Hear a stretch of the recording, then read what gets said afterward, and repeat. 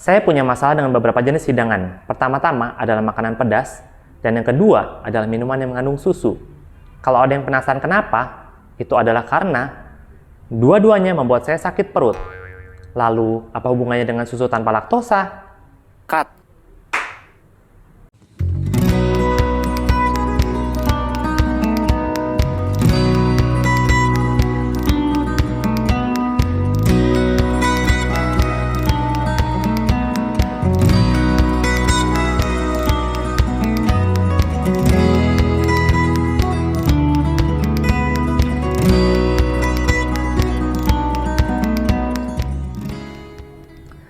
Halo dan salam sehat selalu. Sebelumnya, untuk mendapat pemberitahuan ketika video baru muncul, klik subscribe dan nyalakan loncengnya.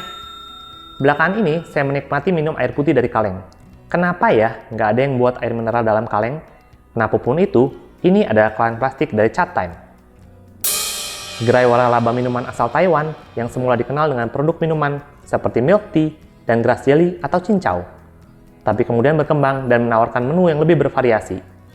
Ini adalah salah satu gambar berkaitan dengan produk unggulan Chatime yang saya temukan di internet.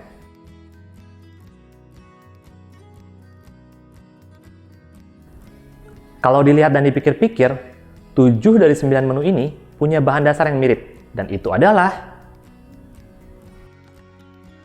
우린 우유를 마셔요. 114가지 천연 영양소에 290가지 테스트와 365일 품질 관리 받는 우리 흰우유를 마셔요. 쉽게 마시는 건강. 우유를 대신할 수 있는 건 우유밖에 없습니다. Dulu saya cukup sering mengkonsumsi Chatime dan kadang-kadang mengalami sakit perut beberapa jam setelahnya.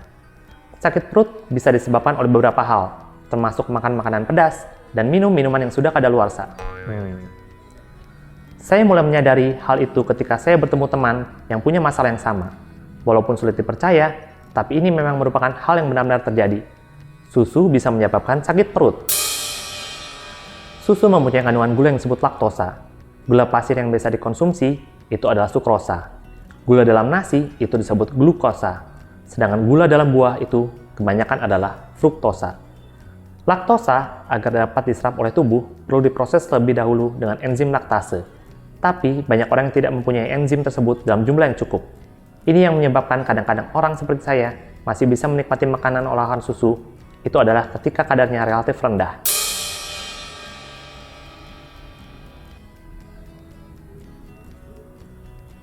Sekarang satu pertanyaan dulu. Jadi, orang yang memiliki kondisi seperti itu disebut A. Masalah pencernaan akibat laktosa. B. Intoleransi terhadap laktosa. C. Laktos intoleran. Atau D. Orang itu, seperti saya, tidak beruntung. Jawabannya tentu saja, semua benar. Saya sempat mencari hal ini di internet dan mendapati sebuah artikel di klikdokter.com. Di sana disebutkan kalau kondisi seperti ini lebih banyak terjadi pada orang dewasa di atas 20 tahun. Jadi, walaupun ketika masih anak-anak saya bisa mengkonsumsi susu, ketika sudah dewasa, saya bisa saja terkena kondisi ini dan itu memang terjadi. Dalam kasus saya, biasanya sekitar 1 jam sampai 2 jam setelah mengkonsumsi susu atau produk turunannya, saya akan mengalami sakit perut dan merasa seperti kembung. Kemudian dilanjutkan dengan bolak-balik WC dan akhirnya minum diapet. Cara penanganannya mudah. Pertama, dengan berpantang. Pantang untuk mengkonsumsi apapun yang terbuat dari susu dan turunannya, terutama susu sapi. Kedua, mengkonsumsi susu yang tidak mengandung laktosa. Ada beberapa pilihan susu sayuran seperti susu kedelai dan susu almond. Selain itu, sekarang sudah ada juga susu bebas laktosa.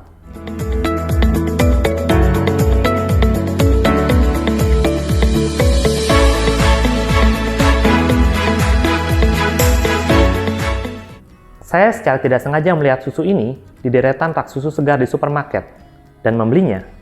Harganya memang relatif lebih mahal daripada susu segar pada umumnya, tapi boleh dicoba. Ini kan kayak susu yang di luar negeri. Secara varian ada 3 macam, susu segar murni, susu segar coklat, dan varian yang terakhir adalah susu bebas laktosa. Jadi hanya satu saja varian yang bebas laktosa, dan itu belum ditambahkan rasa apa-apa. Kemasannya cukup sederhana tapi dibuat dengan cukup baik. Kemasan ini dari plastik sehingga terlihat kokoh dan yang lebih penting adalah steril. Penambahan tutup ulir di atasnya memudahkan kemasan ini untuk ditutup kembali setelah dituangkan. Saya akan buka dan coba rasanya.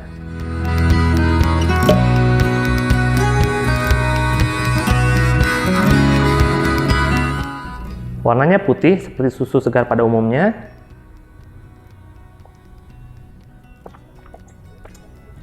Ini rasanya seperti susu tawar, tapi ada manis-manisnya. Perasaan pernah dengar iklan kayak gini? Kayak ada manis-manisnya. Saya mencoba menggali lebih jauh tentang susu bebas laktosa ini, hanya untuk mendapat gambaran seperti apa perbedaan prosesnya dibandingkan dengan susu segar biasa. Ini adalah sebuah artikel yang dipublis oleh Healthline. Dalam artikel ini dijelaskan bahwa proses untuk memecah laktosa dalam susu dilakukan dengan menambahkan laktase. Enzim ini akan memecah laktosa dan menjadikan susu ini bebas laktosa. Efek samping dari penambahan ini adalah susu yang dihasilkan jadi agak sedikit manis, sesuai dengan apa yang saya rasakan ketika mencoba susu ini. Secara keseluruhan, susu ini cukup nyaman untuk diminum, maksudnya rasanya dapat diterima dan tidak ada bau sapi, bau susu. Ini berarti prosesnya relatif cukup baik. Dan mengingat ini adalah produk baru, seharusnya mesinnya juga masih baru. Sekian untuk video kali ini, saya Adi dan sampai jumpa lagi.